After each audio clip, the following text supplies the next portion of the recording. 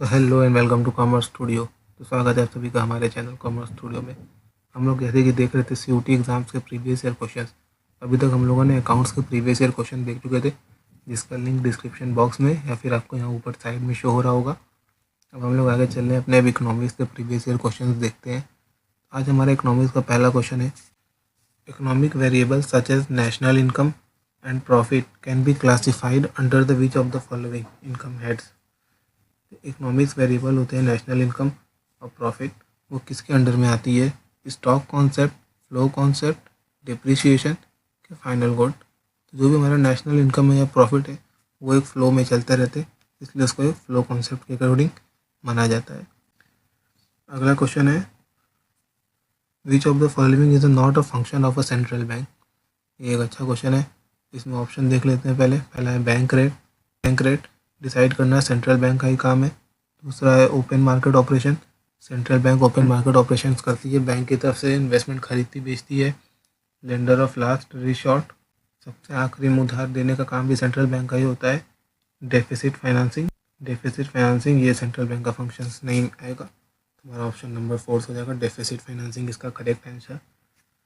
अब आगे बढ़ते हैं अपने अगले क्वेश्चन पे। क्वेश्चन है हमारा, if a tea and tea coffee can be used in a place of one and another then which of the following statement hold true.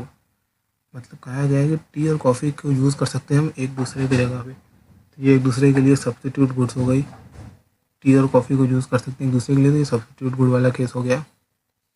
अब अपना ऑप्शन देख लेते हैं। Increase the price of a tea lead to decrease the demand of a coffee. Tea and coffee are a substitute good. Tea increase the price of a tea lead to increase the demand for a coffee, all the above. इससे substitute good में जो relation होती है वो साथ साथ होती है, एक का प्राइस बढ़ता है तो दूसरे का डिमांड बढ़ जाती है। तो देखो तुम्हारा पहला तो गलत, सब्स्टिट्यूट गुड तो है सही है, सी वाला भी सही है। ऑप्शन क्या हो गया? B and C, option number 3 B and C correct answer. अब आगे बढ़ते हैं अगले क्वेश्चन पे। तो हमारा अगला क्वेश्चन है, identify the casual worker among the following alternative. इनमें से कौन सा है जो कैजुअल वर्कर है? Ram who work on the farm of a Shovan as he does not own his own land, पहला ऑप्शन। दूसरा ऑप्शन है Santu who own a restaurant in a city. तीसरा है Shyam who is a lawyer and running his own firm. Fourth है Radha who is a nurse and working in a hospital. तो देखो इसमें option number B जो है, Santu who own a restaurant in a city, तो वो कैजुअल वर्कर नहीं है क्योंकि वो खुद ओन कर रहा है। श्याम जो है वो एक फॉर्म चलाता है खुद की, तो वो भी नहीं होगा। राधा एक नर्सिंग वर्किंग का नर्स का वर्क करती है हॉस्पिटल में, तो वो भी एक परमानेंट वर्क के तौर पे हो जाएगा। तो हमारा ऑप्शन नंबर ए जो राम है, जो फार्म में वर्क करता है, जो कि उसका खुद का नहीं है, तो ये हमारा कैजुअल वर्कर। अगला क्वेश्चन है हमारा, raising the value of a country currency under the fix exchange rate system is. जो भी हमारी कंट्री की जो वैल्यू है उसको बढ़ाना फिक्स एक्सचेंज रेट के सिस्टम के अकॉर्डिंग में क्या कहलाता है? डीवैल्यूएशन, एप्रिसिएशन, रीवैल्यूएशन की डिप्रिसिएशन।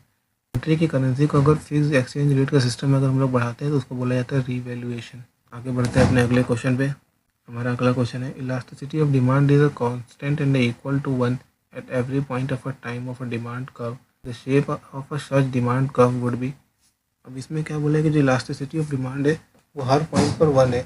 मतलब इलास्टिसिटी ऑफ डिमांड क्या हो गई मेरी? 1 हो गई। देखो यहाँ बोला ना, elasticity of demand is equal to at 1, तो मतलब इलास्टिसिटी ऑफ डिमांड क्या है? हर पॉइंट पर 1 है। तो इस केस में हमारा कौन सा बनता है? तो हमेशा याद रखना, जब elasticity of demand her point पे 1 होगी तो इस केस में रेक्टेंगुलर हाइपरबोला बनता है। हम लोग आगे बढ़ते हैं अपने अगले क्वेश्चन पे। हमारा अगला क्वेश्चन है, in case of perfect substitute the marginal rate of substitution. Perfect substitute के केस में जो हमारा मार्जिनल रेट ऑफ सब्स्टिट्यूशन क्या होगा? डिमिनिश होगी, राइज होगी, डज नॉट अप्लाई की कांस्टेंट रहेगा। परफेक्ट सब्स्टिट्यूट है, मार्जिनल रेट ऑफ सब्स्टिट्यूशन क्या होता है कि एक अगर हटाते हैं उसकी जगह दूसरा यूज़ करते हैं। अगर परफेक्ट है तो एक की जगह दूसरा उतना ही उतना यूज़ हो जाएगी, तो ये हमेशा हमारा कांस्टेंट चलता रहेगा। आगे बढ़ते हैं हम लोग अपने अगले क्वेश्चन पे। तो क्वेश्चन नंबर 8 है, as a consumer increase the competitive consumption of a unit of a commodity then the marginal utility increase, remain constant, shift rightward की डिक्रीज। कंज्यूमर ने कंजम्पशन बढ़ा दिया तो जो भी मार्जिनल यूटिलिटी होगी वो हर कंजम्पशन के साथ ये होती चली जाती है। अगला क्वेश्चन है हमारा, identify the good whose demand is relatively in elasticity among the following alternative इन सारे ऐसा जो हमारे आगे ऑप्शन दिए हैं उसमें से ऐसा कौन गुड्स फाइंड करना है जिसकी डिमांड हमारी क्या हो, इन इलास्टिसिटी हो। ऑप्शन देख लेते हैं। पहला ऑप्शन है एयर कंडीशनर, दूसरा है मोबाइल फ़ोन, तीसरा है वेजिटेबल एंड फ्रूट, चौथा है फर्नीचर। अगर फर्नीचर्स की बढ़ेगी तो उसका डिमांड भी कम हो जाएगा, उसका डिमांड इन इलास्टिसिटी जैसा तो नहीं आएगा। मोबाइल फ़ोन्स का भी डिमांड बढ़ेगा तो उसका भी कम हो जाएगा। एयर कंडीशनर का भी सेम केस। लेकिन फ्रूट्स एंड वेजिटेबल की अगर प्राइस बढ़ेगी लेकिन डिमांड कह सकते हैं कम होगा, लेकिन उतना ज़्यादा भी कम होता है, इसलिए उसको इलास्टिसिटी बोल सकते हैं। इसका ऑप्शन नंबर सी हमारा हो जाएगा, इन इलास्टिसिटी। आगे अपने अगले क्वेश्चन पे बढ़ते हैं। तो अगला क्वेश्चन हमारा क्या है, which of the following are not intermediate goods. Intermediate goods क्या होती है? इंटरमीडिएट गुड वो गुड होगा जो कि हेल्प करता है किसी दूसरे गुड को फिनिश गुड बनने में। तो पहला हम ऑप्शन देख लेते हैं हमारा क्या है, would purchase by sofa making company. ये इंटरमीडिएट गुड नहीं होगी तो उसके लिए रॉ मटेरियल हो जाएगा। दूसरा ऑप्शन है television purchase by news channel. हाँ, ये इनके लिए एक तरीके से इंटरमीडिएट गुड्स का काम करेगा। फिर क्या है, chalk use by school during year. ये इंटरमीडिएट का काम नहीं है। चौथा ऑप्शन है paper purchase by printing press. ये भी एक तरीके से रॉ मटेरियल है, सर्विस हेल्प के लिए है। NCERT book purchase by student, ये कह सकते हैं। तो इसमें हमारा इंटरमीडिएट गुड्स कौन कौन सा हो गया, बी हो गया और ई हो गया। तो ऑप्शन नंबर सी हमारा बी और ई इंटरमीडिएट गुड्स। अब आगे बढ़े अपने अगले क्वेश्चन।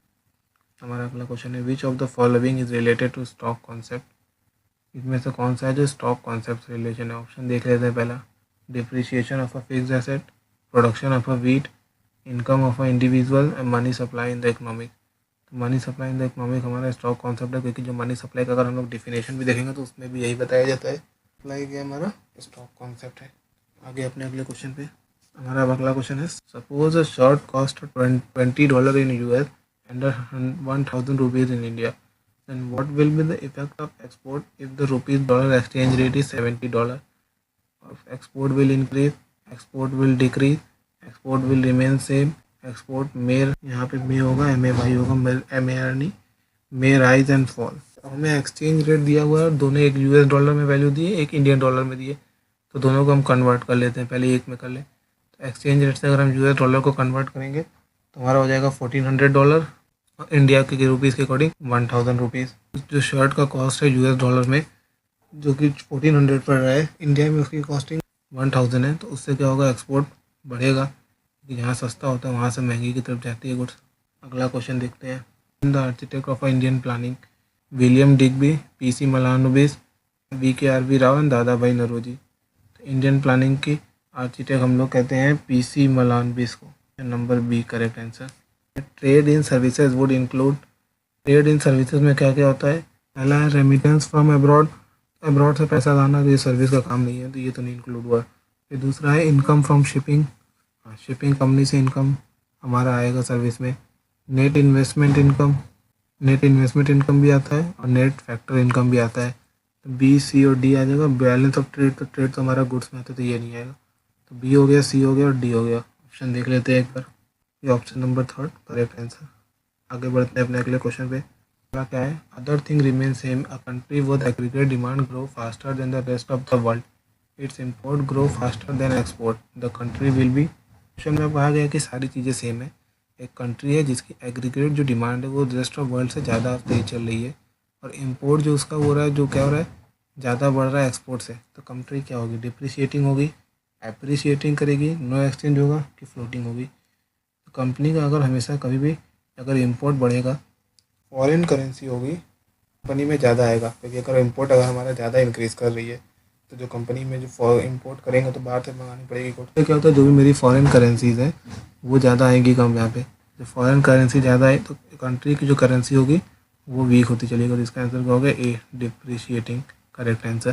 क्योंकि इसी का उल्टा है, अगर कंपनी एक्सपोर्ट ज़्यादा करेगी तो जो फॉरेन करेंसी का डिमांड है वो बढ़ जाएगा।